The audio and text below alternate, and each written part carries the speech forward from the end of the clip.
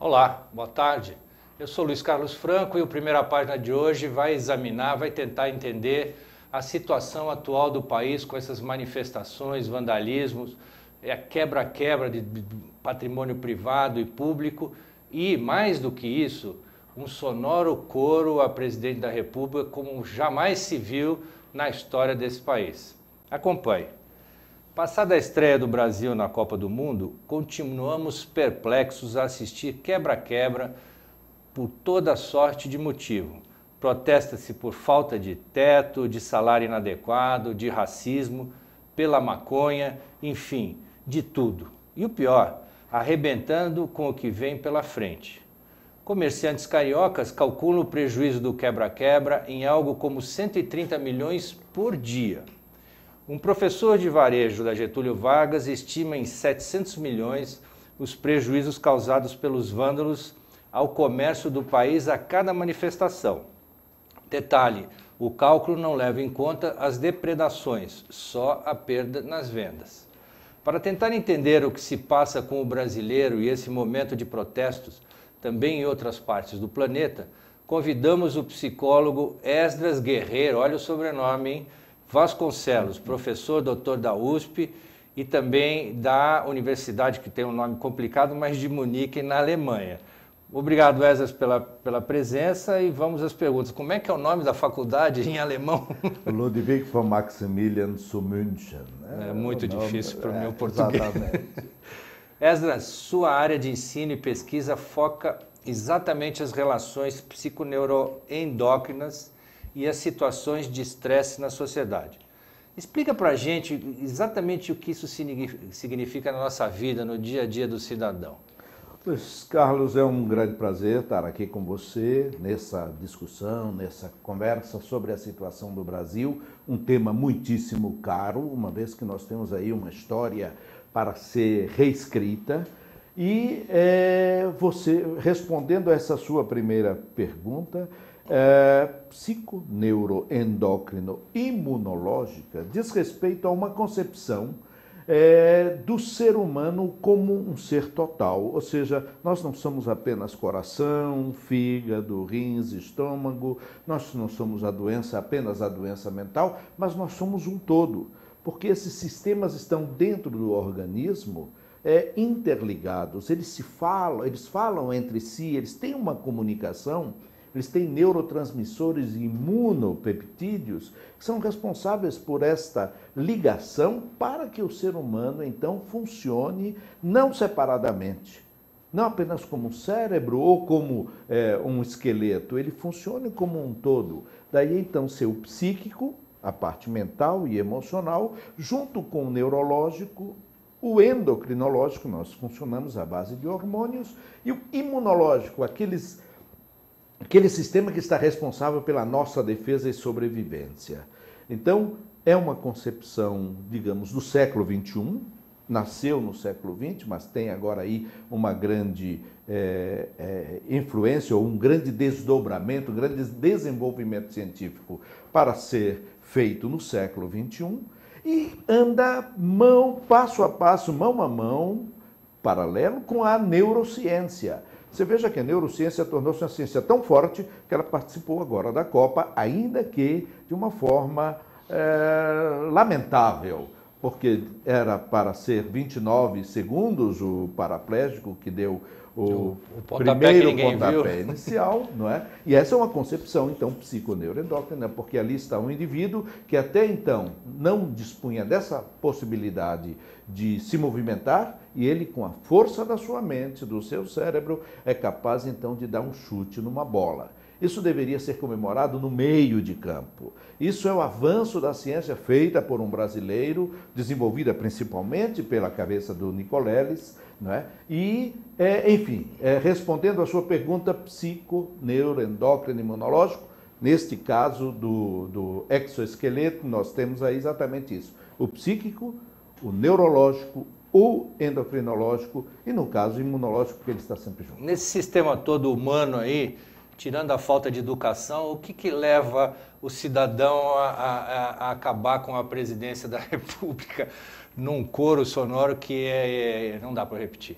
Bom, eu acho que você foi muito feliz quando você iniciou perguntando do que seja psiconeuroendócrina e imunologia, pelo seguinte, a sociedade funciona também como um sistema integrado. Não dá para funcionar somente o trânsito ou a parte legislativa, vamos pegar na cúpula do governo. Não dá para funcionar só uma instância. Elas têm que trabalhar interligadas. E é como o funcionamento do sistema imunológico. Agora, com respeito a esta manifestação no estádio, que eu acho que também está em função de uma integração, nós temos duas grandes demonstrações, do instinto agressivo e do instinto de amor à pátria, quando todo o estádio cantou a capela o hino nacional.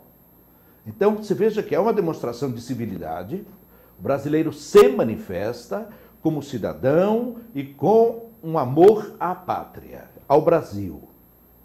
Ao mesmo tempo com indignação e daí então o xingamento, a agressão, o comportamento chamado de mal educado.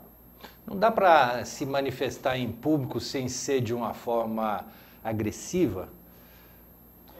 Pela perspectiva do ser integral, não. A não ser que seja um evento puramente de alegria e de manifestações amáveis. Porém, você veja que também nos concertos, nos grandes concertos, há sempre uma manifestação política. E essa é a grande consciência que está surgindo aqui no Brasil atual. É que a indignação, e aquela que foi demonstrada no estádio, é uma indignação à política brasileira, não à nação brasileira. Então, acho que foi bastante oportuna nesse sentido, porque nós estamos realmente indignados com o que está sendo feito do Brasil na esfera política, até na esfera econômica, com consequências gravíssimas para a qualidade de vida do brasileiro, e ele ama este país, ele ama esta terra, ele quer ver isto aqui numa qualidade semelhante àquela que nós temos lá fora, no exterior e em outros mundos. Portanto, ele quer e por isso ele tanto demonstra o amor dele quanto a indignação, e acho que isso foi perfeitamente válido. Eu caminhando nisso que você está falando, por exemplo, eu conheço um pouquinho da história das Copas, até porque presenciei, e eu me lembro de várias Copas fora do Brasil, até porque eu não vi a de 50, a gente tinha um clima muito mais festivo, enfeitado nas ruas e nos carros, do que tem agora com a Copa sendo realizada aqui. Exatamente. Né? Então, o que está acontecendo? Quer dizer, nós não acreditamos na seleção ou nós não estamos acreditando muito no país? A seleção, sim. E, aliás, você que acompanhou várias Copas, eu também, com a minha idade, lembro, não a de 50, mas a de 58, eu me lembro perfeitamente. Esta é uma seleção que tem indivíduos, olhando individualmente, são jogadores realmente simpáticos, pessoas que têm um carisma. Portanto, a seleção em si, ela é querida pelos seus componentes e pela forma como ela interage com o público. A indignação não é contra a seleção, a indignação é contra as autoridades políticas do país, sobretudo aquelas que estão ocupando a cúpula política do Estado ou em Brasília. Curioso é que sempre acham que o brasileiro não é político, não se manifesta como o argentino, por exemplo, que é aguerrido, mas do ano passado para cá, quer dizer, de junho de 2013, quando começaram as manifestações, a coisa não parou como imaginavam, né? Exatamente. E que análise você faz disso? Quer dizer, é um descontentamento, ok, mas o que move isso? Tem política no meio? É espontâneo? Porque se a gente olhar a cidade, tem manifestação de tudo quanto é coisa, né? sobre todos os assuntos. Exato. Luiz, você agora há pouco, numa conversa em off aqui, ou antes de entrarmos para nossa interação aqui, você citou 1968. Realmente, foi um ano revolucionário. Um ano que marcou mundialmente um movimento contra os costumes, contra a política. E isto foi abafado pela ditadura, sobretudo na América do Sul. Não em outros países lá fora, mas aqui na América do Sul. Mas nós sabemos que o resultado de toda essa revolução foi positivo. E o que se está se fazendo agora com as comissões da verdade é exatamente voltar lá para resgatar a dignidade daqueles que foram reprimidos, porque o direito à manifestação política deve ser preservado. E aí, o que nós estamos vendo é que durante muitos anos, e como consequência dessa repressão política ocorrida pela ditadura, nós perdemos, ou a juventude perdeu o direito de falar. E o que é mais vergonhoso, uma boa parte daquela geração, da nossa geração, que foi revolucionária, que foi para a rua, que brigou, essa também acomodou-se aos moldes, em grande parte acomodou-se aos moldes, não menos por causa da perseguição militar.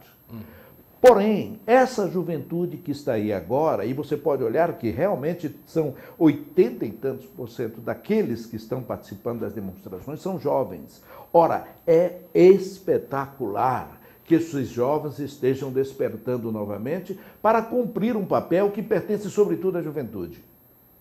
Contestação, né? Ah, sim. A contestação, a indignação, e a juventude é a época da vida em que adequada a essa época da vida é exatamente o protesto contra aquilo que está estabelecido e a busca por novos rumos, novos horizontes, novas perspectivas. Começa em casa isso, né? Exatamente, na adolescência, não é?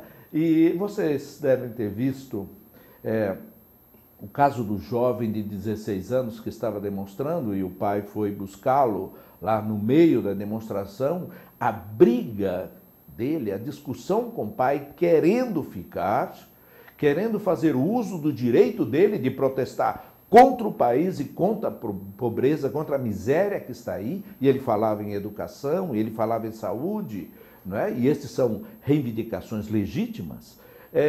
E depois, ontem, foi feita uma entrevista com toda a família reunida, e foi muito interessante porque os pais faziam uso do direito deles de preservar a vida do filho, porque achavam que a situação era perigosa. Ainda mais no dia da abertura da Copa, onde a polícia estava bastante repressiva. Porém, o jovem disse, eu não sei se vou parar. Mais ou menos assim foram as suas palavras finais. Ele entende o medo dos pais, mas ele disse, mas eu tenho que lutar. Eu não sei o que é que eu posso fazer para reivindicar uma vida digna nesse país. E eu só posso dar razão a este jovem.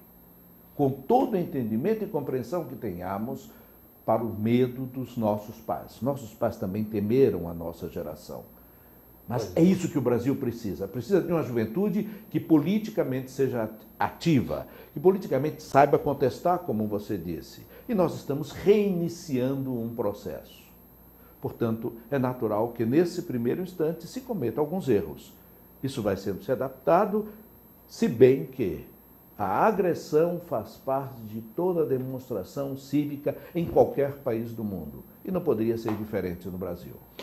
Essa, se a gente fizer um paralelo com o que se passa no nosso interior, o fundo do poço, tanto para uma pessoa quanto para uma sociedade, é de onde se tira as melhores coisas, ou o fundo do poço é realmente o fundo do poço e fim? O fundo do poço eu posso interpretar como inconsciente, e existe algo que nós podemos denominar de inconsciente coletivo. O inconsciente coletivo ele abriga uma sabedoria que é ancestral, que é a história de toda a humanidade. Então, tudo que nós vivenciamos desde os anos 60, 68, está no nosso inconsciente e orienta o nosso comportamento hoje. quando eu exponho aqui os meus pontos de vista, quando tento colocar e entrar num debate com você, eu estou expondo aquilo que conscientemente eu estou formulando ideias, mas essas ideias elas emergem de um poço inconsciente onde está toda a história da minha vida. Só que como eu não sou uma ilha, eu estou inserido dentro de um coletivo, emergem de todo o coletivo, de todo o inconsciente coletivo. Com toda a história, com a religião, com as revoluções sociais, com as políticas, com as guerras, com tudo que se vivenciou, seja realmente, diretamente, seja através da leitura e do conhecimento. Então, por isso que a humanidade está em constante progressão e eu espero que a próxima geração seja mais ativa até do que a nossa e do que a que está aí agora. Mas então, emerge do fundo do poço, sim, do poço e do inconsciente. Agora, se olharmos também pela perspectiva neurológica, fazendo um link com o tema que você iniciou no programa, ela emerge de um cérebro reptílico que nós temos. E esse tema é extremamente importante e interessante para nós entendermos o que aí está acontecendo. A estrutura do nosso cérebro humano, do cérebro, do sistema nervoso, ela é igualzinha a de qualquer outro animal, com algumas diferenças. Nós, seres humanos, possuímos um cérebro neocortical mais desenvolvido. Mas o nosso cérebro límbico, que é um cérebro que está bem no centro do sistema nervoso, esse é o responsável pelas nossas emoções. E ele não é muito influenciado pela inteligência, pela intelectualidade, pela cognição. E nós temos um outro cérebro mais primitivo ainda, que é um cérebro reptílico. A agressão se aloja exatamente neste cérebro que é igual em todo animal. De primata mesmo. Portanto, exatamente, de primata, muito bem apontado. E Luiz Carlos, quando o indivíduo vai e quebra, ele está agindo como animal, sim, porque todos nós temos esse cérebro. Você, eu já sentimos inúmeras vezes a vontade de esganar o outro, como um animal esgana o outro, porque nós ficamos com raiva de alguma coisa. E quando a indignação atinge o poço do sistema nervoso, que é exatamente o cérebro reptílico, nós nos tornamos animais. Eu posso dizer que esse cérebro reptílico é que andou esquartejando gente por aí? Pô? Com certeza, é uma manifestação animal essa. E você veja que surge um caso aqui, começa a pipocar um outro aqui, semelhante, outro. Nesse ínterim, desde o caso mais conhecido, que ganhou mais mídia, nós temos aí mais uns 4 ou 5 outros de esquartejamento. Por quê? O ser humano espelha-se no outro, sobretudo nas suas necessidades mais primitivas. E é o que acontece nas manifestações, nos estádios e nas ruas. Seria interessante a gente debater também que a comunicação deveria ter uma certa restrição para esses casos brutais, porque já pelo que você está falando, a gente está ensinando o outro a copiar o que não se deve copiar, né? Quando eu dou uma notícia de que eu esquartejei alguém e como eu esquartejei, eu estou ensinando outros a fazerem isso. Com certeza, os filmes que propagam, sobretudo, muita agressão, eles têm 2 funções. Eles permitem uma válvula de escape ao espectador, então aquela agressão que eu não posso descarregar no trânsito, na família, na empresa, no meio social, eu descarrego na assistência de um filme onde o exterminador realmente mata todo mundo. Faz por nós, né? Só que apresenta também um modelo para a nossa reação. Aquilo que nós vemos lá mexe com esse cérebro reptílico.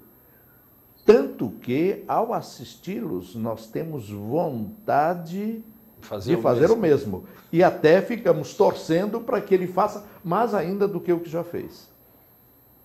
Então, mexe. É essa a função da comunicação. Eu acho que tem, sim, mas é mexer com o todo. Mexer com a intelectualidade, e aí é onde nós temos um déficit muito grande no Brasil, porque os meios de comunicação não estão em função do conhecimento, da difusão do conhecimento, mas estão muito mais mobilizando esse cérebro animal, selvagem que todos nós temos dentro de nós. O próprio ato da manifestação já não fere o direito constitucional dos demais, no sentido de poder ir e vir livremente, e com isso não gera o estresse? Sim, mas o direito de ir e vir, eu concordo com você. Porém, o direito de ir e vir é cerceado também pelas autoridades e pela polícia, pelo exército, pelas restrições que nos são dadas. Então, assim, não se tivermos que olhar por essa perspectiva, tudo seria permitido, porque tudo está impedindo o meu direito de ir e vir. Ora, a organização social exige que haja a possibilidade de manifestação, de ir e vir, mas ela também incentiva que nós tenhamos um direito a colocar a nossa opinião. E a nossa opinião vai para a rua. E se vai para a rua e tem uma massa agitada, gritando como selvagens, podemos até olhar por essa perspectiva, mas indignada e colocando-se, ela naturalmente vai querer ocupar o espaço que ela antes não tem e impede o outro de ir e vir. Aí entram direitos e contradireitos. Eu quero tentar individualmente, depois vamos falar do coletivo, mas você tem uma manifestação, por exemplo, como mostrar no estádio de futebol. Duas torcidas antagônicas que até então estavam lá no 0-0, 1-0, e começam a se bater a ponto de um sujeito pegar um pedaço de pau ou um ferro e bater no crânio do outro até que ele morra, né? O que aconteceu com esse cidadão, que provavelmente é pai, é filho, né? E muitas vezes, como pai e filho, um sujeito até manso, calmo, né? Pacífico, calmo, né? Pois é, nós seres humanos, no meio de uma massa, nos transformamos. Todos nós. Haja vista que, se nós vamos a um concerto de rock, de música popular brasileira, seja ele qual for, música sertaneja, qualquer concerto, se estivermos no meio da massa, nós vamos cantar a plenos pulmões, coisa que nós não faríamos muitas vezes estando sozinhos. Então, há um fenômeno que ocorre na psique, no psíquico, no psiquismo do ser humano, que é exatamente a suspensão de proibições e de barreiras se elas são conjugadas e comungadas com um grupo. E aí pode ser tanto para as coisas boas, quando eu citei agora o exemplo da civilidade, o estádio cantando, todos nós sentimos vontade de cantar o hino. É emocionante. Eu não gostaria que o Brasil ganhasse na Copa. Não gostaria que o Brasil ganhasse esse jogo, apesar de ter um grande prazer de ver estes rapazes da seleção. Porém, acho que o futebol pode servir de ópio para a nação. Uhum. E o que aconteceu ali foi exatamente isso. Emocionei, apesar de não querer que a seleção ganhe. Eu me emocionei ouvindo o hino nacional. Então, assim, a minha alma se diluiu naquela massa, onde eu sozinho em casa não cantaria o hino nacional. Então, o ser humano tem esta necessidade de pertencer a um todo. Daí, psiconeuroendocrinologia, como você bem abriu o programa com o tema, quer dizer, de ser um todo integrado, e integrado também no coletivo. Para isso, ele fica, para se entregar, para poder integrar-se, ele abre as suas defesas e ele fica sujeito ao movimento da massa. E dependendo, ela vai para um lado ou para o outro, podendo ele, então, nesse estado de integração com a massa, expandindo o seu eu para um eu coletivo, ele pode praticar atos que antes ele não seria capaz de fazer individualmente. Nos Estados Unidos é muito comum, infelizmente, esses tiroteios em universidades e essa matança aí que a gente costuma ver, e parte-se para a discussão da venda de armas livre em alguns estados. Na verdade, se você pegar as histórias desses indivíduos, quando ela é contada ou por eles ou pelos familiares, tem muito a ver com um estado de rejeição. Esse estado de rejeição, você acredita que numa multidão ele pode aflorar para esse lado violento, ou a rejeição sempre aflora para esse lado violento? Você foi muito feliz em tocar nesse assunto. O que o povo brasileiro está se sentindo é rejeitado. Paga altíssimos impostos e não recebe em troca aqueles benefícios que garantem a subsistência mínima, que é educação, segurança social, poder sair na rua e andar na sua cidade livremente sem estar em estado de pânico e de alerta, e saúde. A alimentação nunca foi um grande problema nesse país, apesar de nós termos muitas pessoas que passam necessidades. Mas sempre ela foi muito mais farta. É possível uma distribuição melhor nesse país da alimentação, mas a garantia de que a minha saúde vai ser bem preservada, a segurança social e a possibilidade de eu me desenvolver como cidadão, estudar. Você pega um país, por exemplo, como a Alemanha.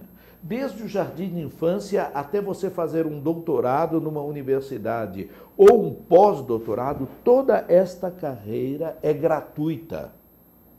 O indivíduo não precisa desembolsar nenhum centavo para formar-se do ponto de vista educacional. Ele pode andar na rua livremente. Ele tem garantido a sua saúde e a assistência à saúde. É isso que nós precisamos. E quando isso não tem, nós nos sentimos rejeitados. E esse país está explorando o cidadão com os impostos e não dando absolutamente nada em troca. Isto causa indignação. Rui Barbosa, início do século passado, Rui Barbosa uma vez subiu à tribuna do Congresso para dizer: o problema do Brasil não é corrupção, o problema do Brasil é a falta de indignação. Estamos indignados. O que se passa psicologicamente num brasileiro que escuta de um ex-presidente Lula dizendo que o nosso Sistema Único de Saúde, o SUS, é exemplar e digno de ser copiado no mundo inteiro? No entanto, quando tem a primeira doença, corre para o sírio-libanês. O que se passa aí psicologicamente com o indivíduo que ouve isso e tenta acreditar nesse cidadão? Como isso é dito num tom de crítica à burguesia, então aqueles que foram alimentados por um instinto, uma postura de inimizade contra a burguesia, aí então eles são aliados deste pensamento. Mas aquele que sabe fazer a crítica, e para isso se precisa de educação, aquele que sabe analisar o discurso de cada político e ver aonde está a demagogia e aonde está uma intenção séria, ele não vai acreditar nestas coisas. Somos animais sem freio se não existirem as regras, as polícias, o medo da punição? Sim. Aquele fundo do poço do qual você falou, Luiz Carlos, ele é também o fundo do poço das nossas reações mais primitivas. Falamos disso agora há pouco. Ora, uma sociedade, para poder subsistir, ela precisa de um mínimo de regras. Ela precisa de ser organizada. Para isso é preciso que eu, você, todos nós, reprimamos um tanto das nossas livres vontades, não? E a função do Estado é exatamente colocar parâmetros para que isso funcione bem e todos possam ter direitos garantidos. Nos anos 68, que você citou, e é uma boa referência, o que nós vimos foi, primeiramente, uma liberação de todos os costumes, quebrar todas as regras. Depois nós vimos que aquele movimento de abertura necessitava de uma certa contenção, necessitava de uma nova moldura. Então, as regras da sociedade, elas não são maléficas e nós temos que de um modo anárquico ou liberalista, exatamente eliminar todas as leis. Não é isso. Mas fazê-las de tal forma que o ser humano tenha o mínimo que ele necessita, psicologicamente, socialmente, biologicamente garantido. Se as leis derem conta disso, a população ficará satisfeita e poderá exercer uma democracia digna. Tirando a questão do governo militar, que reprimiu e aí as pessoas tinham medo, o que difere a geração passada dessa geração? É a liberalidade, a televisão e a internet que flexibilizaram os costumes? O que está havendo nessa transição aí? Porque eu espanto a mim e a uma série de pessoas, você pega um casal num restaurante, parece que eles estão se comunicando pelo smartphone. A comunicação não é mais verbal, é internética, né? Só falta pedir também, fazer o pedido para o garçom, né, do prato, e depois receber também tudo eletronicamente. Mas ele já faz isso, né? Ele pede também o garçom, eletronicamente. Sim, mas e o prato daqui a pouco comunica... chega assim uma foto. Produzida numa impressora 3D, não é? Pois é. Olha, Luiz, realmente nós nos queixamos muito dessa falta da comunicação pessoal. Ela pode ter sido essencial e vital durante todos esses anos. Mas algo me diz que esta juventude está criando uma nova forma de se comunicar. Você vai dizer, mas eletronicamente, sem a voz humana, sem o face to face? Será que é por isso que o Facebook fez tanto sucesso? Sim, o Facebook mostra a cara, mas não mostra a voz, a fala, se bem que também é possível. Mas a comunicação humana é essencial, mas a comunicação com o todo é importante. Se eu fizer uma convocação para uma demonstração apenas falando com as pessoas, eu não vou conseguir reunir o grupo que é preciso para ter força. Mas se isso for feito através de um meio eletrônico, imediatamente o grupo se reúne. É o que nós temos visto, sobretudo nos países árabes, né, onde a comunicação proibida de ser feita oralmente é feita eletronicamente e derruba governo. Então, essa é uma arma poderosíssima. Eu não sei se menos eficaz. Ainda é muito cedo para nós dizermos se ela é menos eficaz do que a comunicação humana de voz, pessoal. Isso me faz lembrar uma charge, está lá o caixão estendido, a viúva e o parente mais próximo dela e um monte de cadeira vazia. E vira-se ela para o interlocutor diz, pô, mas ele tinha tantos amigos no Facebook. Pois exato, no Facebook, mas pessoalmente não.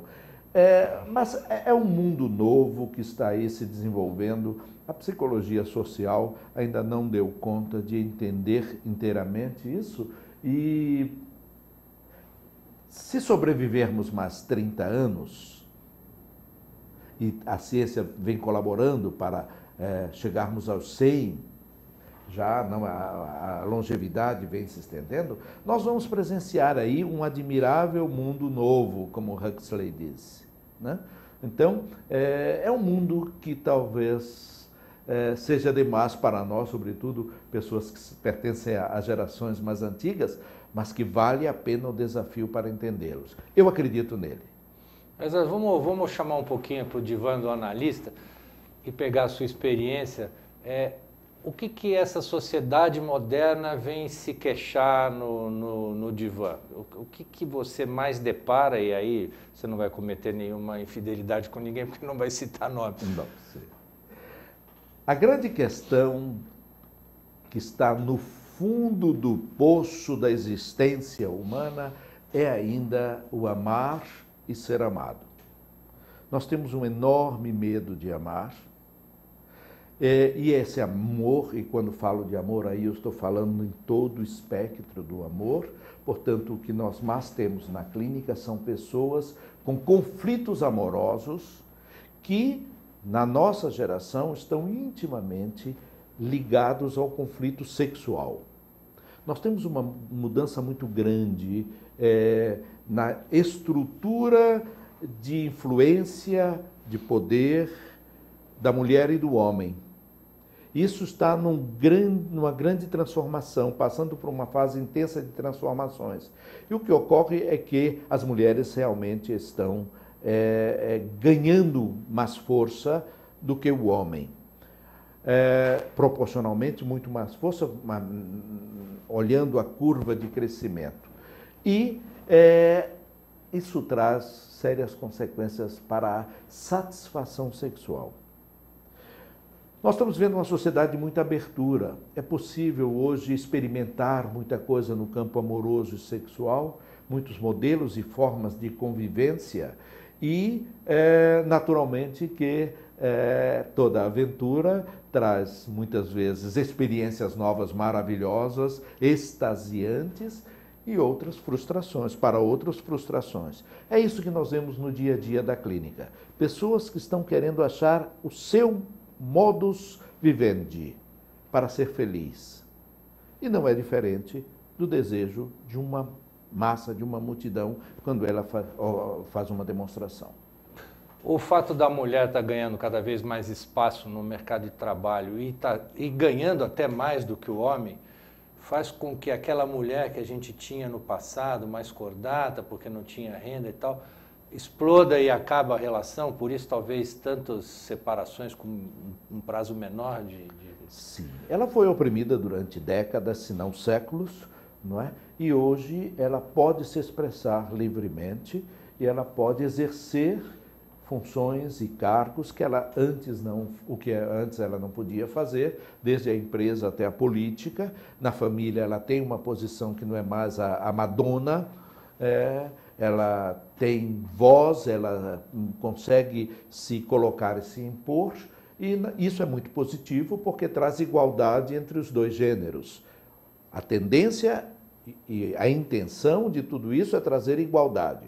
E quando nós tivermos uma sociedade, isso ainda vai demorar algumas décadas, mas quando nós tivermos uma sociedade onde homens e mulheres exerçam os poderes sem precisarmos de hegemonia, aí então nós teremos uma sociedade bem mais capaz de satisfazer as suas necessidades existenciais.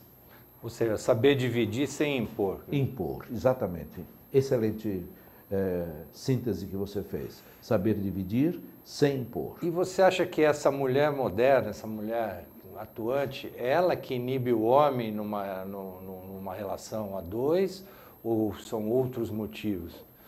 Ela tenta se sobrepor, ela tenta ter esse poder maior, porque o inconsciente coletivo. Voltamos ao tema. No mundo inteiro, há um movimento das mulheres que começa nos anos 90, sobretudo nos anos 90, um pouco antes nos anos 80, que é em busca desta igualdade. Uma igualdade que foi oferecida pelos homens nos anos 70. Não é? Então, nós oferecemos, depois elas fazem uso disso, se revoltam contra essa posição de oprimida, e hoje ela tenta, e ainda tem resquícios disso, portanto, de um feminismo mal praticado, que tende a se melhorar com o tempo, mas é preciso que as duas gerações ainda se choquem.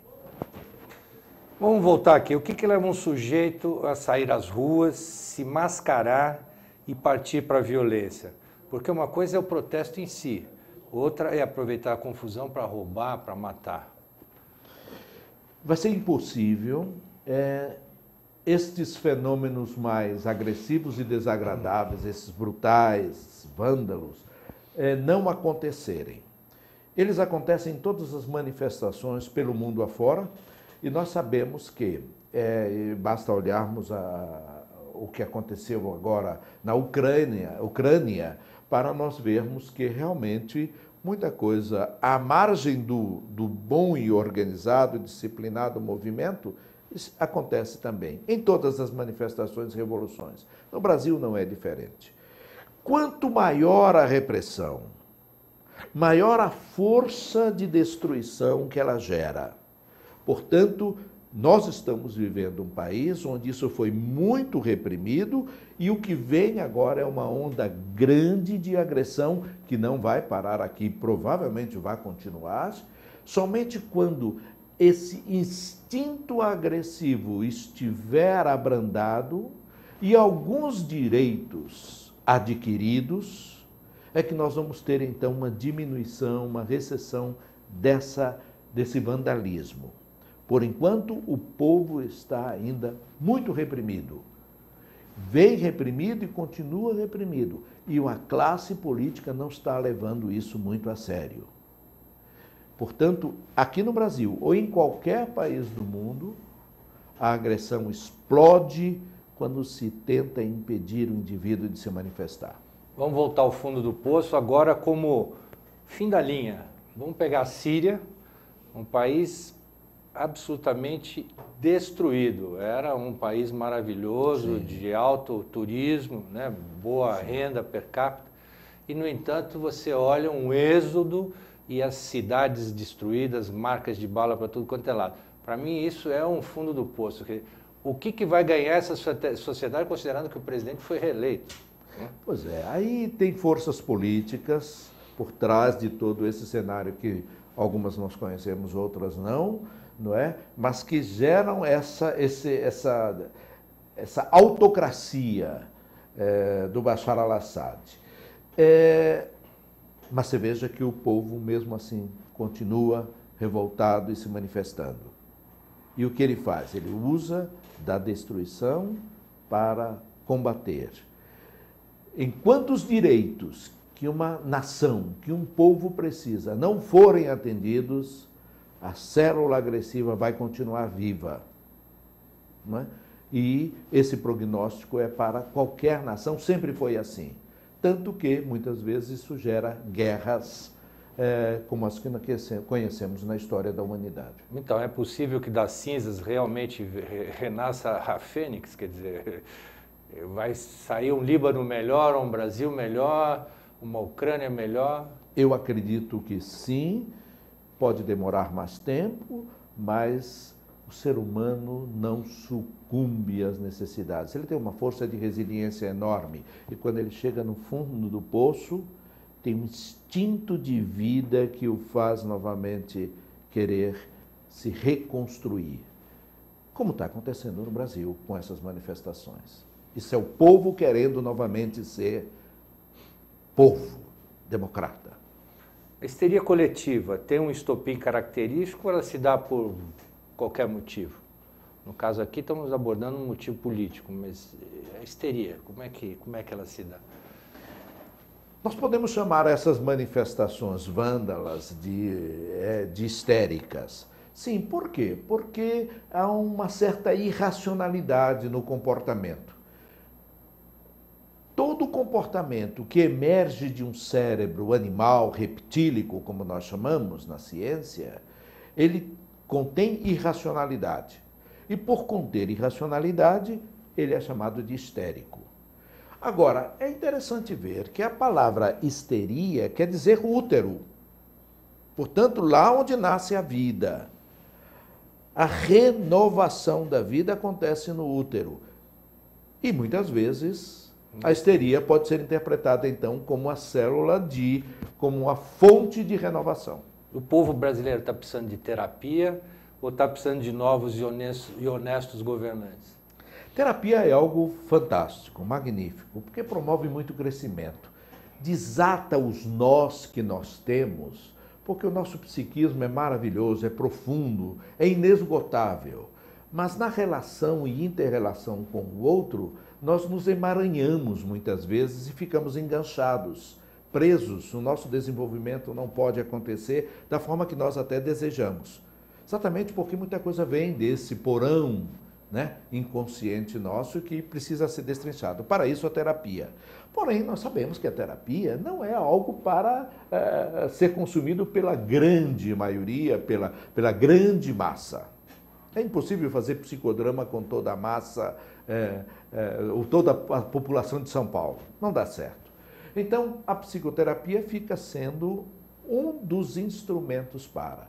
O importante é que nós utilizemos outro. E aí a religião tem dado, muitas vezes, um subsídio, um apoio muito grande para isso, é que nós demonstremos a nossa insatisfação e exijamos das autoridades que elas sejam atendidas.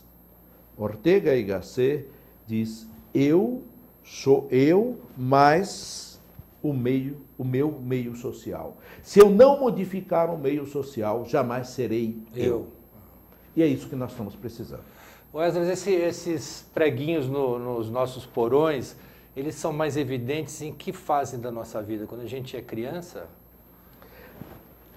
Se eu, como analista, pegar a sua palavra evidência, diria quando nós nos tornamos mais adultos. Porque aí o nosso cérebro cognitivo já é capaz de fazer determinadas análises. Se você convidasse aqui para o seu programa uma pessoa ou qualquer criança, né, vamos dizer assim, para analisar essa situação, ela iria ver totalmente diferente. Mas, à medida que a gente vai acumulando a experiência da vida, a gente é capaz de ver coisas de uma forma diferente da criança. A criança reage a partir de um cérebro límbico, um cérebro emocional. É a emoção, a intuição, a intenção espontânea da criança que faz ela ver o mundo diferente e acreditar nele. Nós adultos já temos uma experiência de vida que nos faz analisar profundamente a situação. E isso nos permite uma amplitude maior, um horizonte maior. Esse analisar a situação são máscaras, são personagens que a gente vai vivendo? Estou provocando aqui. Também. Aliás, Jung, ao lado de Freud, foi um grande psicanalista, ele dizia que todo ser humano tem o seu eu e a sua sombra. E este eu tem a sua sombra. A sombra não é o lugar que não está iluminado, que não está escuro, que nós chamamos aqui de porão, não é? Porém, Jung vai dizer que nós precisamos conviver com a sombra. A sombra não é algo que tem que ser eliminado. A ideia de se tornar iluminado, oriental, não vale aqui para nós. Nós temos que ser yin e yang. Temos que ser luz e sombra. O sujeito integrado é o sujeito que tem as duas coisas, mas tem consciência delas. Portanto, ele consegue ver também no escuro e na sombra dele. É algo como, por exemplo, a importância do medo para a sobrevivência? Muito bem colocado, muito bem colocado. Os nossos instintos são importantíssimos e nós temos que ter melhor convívio, melhor coexistência com eles e não sermos, sobretudo, reprimidos na nossa forma de ser. Até como uma mensagem otimista, assim como uma pessoa violenta pode contaminar o grupo, outra pacifista pode fazer o mesmo ou não funciona. Gandhi, por exemplo, pregava a resistência pela não agressão. Ótimo. E se você pegar Martin Luther King também e alguns outros, esses são líderes, Mandela, né? Esses são líderes que tiveram um carisma capaz de contaminar positivamente uma massa para um objetivo que não é comum. O que nós mais vemos, o que é mais frequente, é a transformação através da indignação. Tanto na nossa vida pessoal, individual, nós nos indignamos com alguma coisa e vamos buscar a terapia, ou vamos buscar uma prática esportiva, ou alguma coisa, fazemos algo, mas a indignação está no fundo disso, é um poder de transformação, enquanto que outros buscam através do pacífico, da postura pacífica. Esses líderes conseguiram, mas eles são exceção na história. Excepcionais. Né? Excepcionais. Claro que seria muito melhor, muito mais agradável à nossa mente e alma se nós tivéssemos um líder assim no país, com certeza. Mas estamos longe disso. Escuta, Esdras, fazendo uma previsão assim, curta e grossa, e se o Brasil perder a Copa? O que vai ser do das nossas manifestações? Luiz, eu vou dar uma resposta que talvez não seja boa para a sua audiência, mas é o melhor que poderia nos acontecer. Por quê? Se o futebol, se no estádio a massa soube separar as coisas e demonstrar indignação a quem cabe essa indignação, que são as autoridades políticas, mas ao mesmo tempo mostrar um inconsciente coletivo de amor à pátria e à nação, alguns outros, e fora do estádio, essa nação é muito grande, aqueles que não puderam estar no estádio e nunca poderão numa Copa, necessitam de frustrações nesses fatores perigosos para iludir a massa. O futebol pode ser usado como panes e circos, pão e circo, para iludir a massa. E é preciso, nesse sentido, seria muito bom se o Brasil perdesse a Copa. Não pela seleção, não por causa da Copa. E perder uma Copa não vai mudar a vida de ninguém. Mas seria muito bom para nos colocar diante de um quadro de realidade da vida. Você acredita que a Copa de 70, por exemplo, foi usada pelos militares com esse propósito? Com a vitória? Certeza, com certeza. Com certeza, há todo um movimento do AME, o Odeixo, que foi em função disso. Por trás da massa existem forças manipuladoras, sempre. Então, talvez 70 tenha prorrogado a vida do regime militar e você acredita, então, que uma possível vitória, e agora o contraponto da derrota, possa fazer persistir esses mandantes aí? Exatamente. Sobretudo naqueles menos privilegiados que, por não terem acesso à educação, não desenvolvem um espírito crítico capaz de olhar para os nossos dirigentes e dizer: você está errado. Não é esse o Brasil que nós queremos. Ok. Eu desejo uma boa semana para vocês. Amanhã tem Jogo do Brasil. Eu espero que o Brasil possa ir pelo menos mais longe e uma boa semana a todos. Muito obrigado, Wesley, pela presença. Isso é democracia, Luiz. Você quer a vitória do Brasil e eu não estou muito entusiasmado com isso. Obrigado.